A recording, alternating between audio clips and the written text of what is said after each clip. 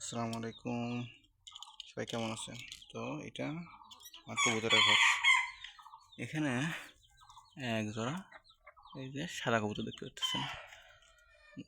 এই যে zoom out করে দেখাই, এই যে দেখতে পাচ্ছেন। তো এই কবুতর আমরা এখানে খাঁচার মধ্যে পারি।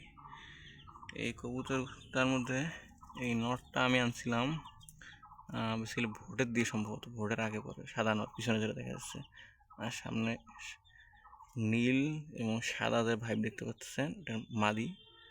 ওটা আমি গত ঈদুল ফিতরের পরে কিনছিলাম। তো এখনও ওইটা ডিম বাচ্চা একটাও করে নাই, বাট আশা করতেছি ইনশাল্লাহ করবে। আর এখানে একটা তক্তা দেওয়া হয়েছে যাতে ওখানে ডিম বাচ্চা করতে পারে। আর এখানে এদিকে এদের এখানে যে এই পানির পাত্র, এর সাথে খাবারের পাত্র, এখানে পানি, এখানে মিক্সার খাবার দেওয়া হইতেছে।